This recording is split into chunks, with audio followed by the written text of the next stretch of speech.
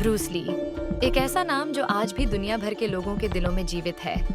केवल एक martial arts master नहीं, बल्कि एक ऐसे महान योद्धा, दार्शनिक और सांस्कृतिक प्रतीक के रूप में समर्पित है, जिन्होंने अपनी पूरी जिंदगी को अपनी कला, दर्शन और जीवन के अद्वितीय दृष्टिकोण से सजाया।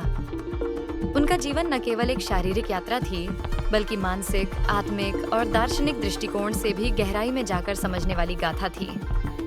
ब्रूस ली की कहानी महज संघर्ष और सफलता की नहीं, बल्कि उनके द्वारा दी गई जीवन की एक नई परिभाषा की है, जिसने पूरी दुनिया को एक नई दिशा दिखाई।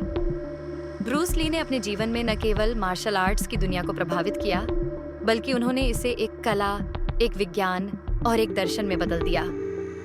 उनका विश्वास था कि मार्शल आर्ट्स केवल एक शारीरिक गतिविधि नहीं, बल्कि ये एक मानसिक और आत्मिक अभ्यास भी होना चाहिए। ब्रूस ली का ये दृष्टिकोण आज भी मार्शल आर्ट्स के अनुयायियों को एक नई दिशा और प्रेरणा देता है। उनके जीवन की यात्रा, संघर्ष और सफलता एक ऐसी प्रेरणा है जो न केवल मार्शल आर्ट्स के प्रेमियों के लिए, बल्कि हर उस व्यक्ति के लिए है जो अपने सपनों को साकार करने के लिए कठिन परिश्रम और आत्मविश्वास की शक्ति से काम करता है। आइए, ब्रूस ली के जीवन की गहरी और विस्तृत यात्रा को और भी विस्तार से समझते हैं।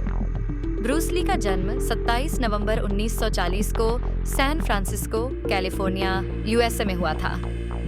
उनके पिता का नाम ली हॉय चुएन था, जो एक प्रसिद्ध चीनी ओपेरा गायक और अभिनेता थे। उनके माता-पिता हांगकांग में रहते थे और ब्रूस ली का बचपन वो पर बीता। ब्रूस ली के पिता का फिल्म उद्योग से गहरा संबंध था, जिससे ब्रूस को अभिनय की दुनिया में कदम रखने का अवसर मिला। ब्रूस ली का जन्म अमीर और प्रसिद्ध परिवार में हुआ था, लेकिन उनका जीवन कोई आसान नहीं था। उनका पालन पोषण हांगकांग की गली-गली में हुआ, जहां वो अक्सर लड़ाई झगड़ों का हिस्सा बनते थे। इस दौरान उन्हें महसूस हुआ कि शारीरिक शक्ति ही आत्मरक्षा का सबसे प्रभावी तरीका है। उनका ये अनुभव उन्हें मार्शल आर्ट्स की ओर खींच लाया, जिससे उनका जीवन एक नई दिशा में मोड़ लिया। ब्रूस ली के जीवन में नृत्य का भी महत्वपूर्ण स्थान था। हांगकांग में रहते हुए उन्होंने चाचा डांस सीखा और उसमें महारत हासिल की। वो हांगकांग के चाचा चैंपियन भी बने। नृत्य के दौरान उनकी शारीरिक लचक और गति में सुधार हुआ, जो बाद में मार्शल आर्ट्स में भी काम आया। उनके पिता और परिवार ने शुरुआत में उन्हें अभिनय में अधिक प्रोत्साहन दिया, लेकिन ब्रूस का ध्यान मार्शल आर्ट्स और शारीरिक शक्ति की ओर बढ़ने लगा। ब्रूस ली का शारीरिक निर्माण शुरुआत में उतना मजबूत नहीं था। वो छोटे, कमजोर और नाजुक दिखते थे, इसलिए उन्हें हमेशा दूसरों से तंग किया जाता था। ये उनके आत्मविश्वास के लिए चुनौतीपूर्ण था। हांगकांग में अपनी लड़ाइयों और संघर्षों के बाद उन्होंने ये महसूस किया कि सिर्फ शारीरिक बल से आत्मरक्षा नहीं की जा सकती, बल्कि मानसिकता और आत्मविश्वास का भी उतना ही महत्व है। इसी विचारधारा के तहत उन्होंने मार्शल आर्ट्स की दुनिया में कदम रखा। ब्रूस ली ने हांगकांग के एक प्रसिद्ध मार्शल आर्ट्स स्कूल में प्रशिक्षण लिया। उनका पहला गुरु यिप मैन थे, जो विंग चुन शैली के मास्टर थे। यिप मैन से प्रशिक्षण के दौरान ब्रूस ने शारीरिक क्षमता और मानसिक धैर्य दोनों का संयोजन सीखने की कोशिश की। ये प्रशिक्षण उनके लिए केवल शारीरिक कसरत नहीं, बल्कि एक मानसिक और आत्मिक यात्रा बन गई। ब्रूस ली ने बहुत जल्द ये समझ लिया कि पारंपरिक मार्शल आर्ट्स की शैलियों में कई सीमाएं हैं और उन्हें एक नई दिशा की आवश्यकता थी। उन्होंने न केवल पारंपरिक तकनीकों को चुनौती दी, बल्कि उन्होंने एक नई शैली का भी आविष्कार किया, जिसे उन्होंने जीट कुन डो कहा। ये शैली पारंपरिक मार्शल आर्ट्स से अलग थी, क्योंकि इसमें किसी भी शैली या तकनीकी नियमों के बंधन को नकारा गया था। उनका मानना था कि एक योद्धा को अपनी शैली में रचनात्मकता और लचीलापन रखना चाहिए, ताकि वो किसी भी स्थिति में अपने शत्रु को पराजित कर सके। ब्रूस ली का जीवन एक नया मोड़ तब लिया जब उनके माता-पिता ने उन्हें अमेरिका भेजने का निर्णय लिया। 1959 में ब्रूस ली को अमेरिका भेजा गया, जहां वो सिएटल विश्वविद्यालय में पढ़ाई करने गए। यहीं ब्रूस ली ने दर्शन शास्त्र और ड्रामा में शिक्षा ली, लेकिन उनका ध्यान हमेशा मार्शल आर्ट्स पर था।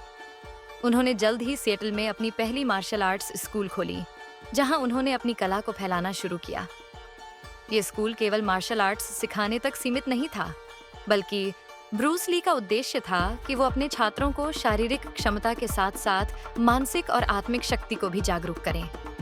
उन्होंने अपने स्कूल में छात्रों को जीट कुन डो की तकनीकें सिखाई, जो एक स्वतंत्र, रचनात्मक और लचीला दृष्टिकोण था। ब्रूस ली का दृष्टिकोण पारंपरिक मार्शल आर्ट्स की सीमा से बाहर था।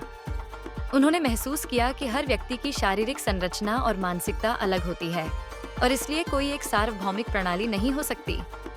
ये कारण था कि उन्होंने जीट कून डो के रूप में एक ऐसी शैली बनाई जो हर व्यक्ति के शरीर और मन के अनुकूल हो। जब ब्रूस ली ने अमेरिका में संघर्ष किया तो वो अभिनय की दुनिया में भी अपना स्थान बनाने के लिए प्रयासरत थे। 1960 के दशक में उन्होंने द ग्रीन हॉर्नेट शो में कातो के रूप में अभिनय किया। इस शो में उनकी मार्शल आर्ट्स क्षमताओं को देखा गया और उन्हें लोकप्रियता मिली। लेकिन शो के जल्द ही समाप्त होने के बाद ब्रूस को अपनी अगली बड़ी भूमिका पाने में कठिनाई हुई। उन्होंने अपने संघर्ष को जारी रखा और हॉलीवुड के स्टार्स को मार्शल आर्ट्स सिखाने का काम शुरू किया, जिनमें स्टीव मैकवीन और करी ग्रांट शामिल थे। इस दौरान उन्हें एहसास हुआ कि अगर उन्हें अपनी कला और दर्शन को पूरी दुनिया में फैलाना है तो उन्हें हांगकांग लौटने की आवश्यकता होगी। 1971 में उन्होंने हांगकांग लौटने का फैसला किया और ये से उनके जीवन की असली सफलता की शुरुआत हुई। ब्रूस ली ने हांगकांग लौटने के बाद अपनी फिल्मों की शुरुआत की। उनकी पहली बड़ी फिल्म फिस्ट्स ऑफ फ्यूरी थी, जो एक बहुत बड़ी हिट साबित हुई। इसके बाद उन्होंने चाइनीज कनेक्शन और एड बॉक्सर जैसी फिल्मों से अपनी लोकप्रियता को और बढ़ाया। इन फिल्मों में उनकी मार्शल आर्ट्स की दक्षता और अभिनय दोनों ने उन्हें दुनिया भर में एक सुपरस्टार बना दिया। ब्रूस ली की फिल्मों ने एशियाई सिनेमा में एक नई क्रांति ला दी। उनकी फिल्मों में केवल एक्शन और मार्शल आर्ट्स नहीं थे, बल्कि उनकी फिल्मों ने एक नया दृष्टिकोण प्रस्तुत किया, जिसमें संघर्ष, आदर्श और जीवन के गहरे संदेश दिए गए थे। उनका मानना था कि एक योद्धा को केवल शारीरिक बल से नहीं, बल्कि उसके आत्मविश्वास, मानसिक दृढ़ता और जीवन के प्रति दृष्टिकोण से पहचाना जाना चाहिए। ब्रूस ली की सबसे बड़ी फिल्म एंटर द ड्रैगन 1973 में रिलीज हुई। ये फिल्म न केवल एक मार्शल आर्ट्स फिल्म थी, बल्कि ये एक सांस्कृतिक आंदोलन बन गई। फिल्म में उनकी अभिनय क्षमता, उनकी मार्शल आर्ट्स की कला और उनकी व्यक्तिगत सोच को दर्शाया गया। ये फिल्म न केवल एशिया बल्कि पूरी दुनिया में सफल रही और ब्रूस ली को एक वैश्विक स्टार बना दिया। ब्रूस ली का निधन 20 जुलाई 1973 को हुआ, जब वो केवल 32 वर्ष के थे। उनकी अचानक मृत्यु ने पूरे विश्व को शोक में डुबो दिया।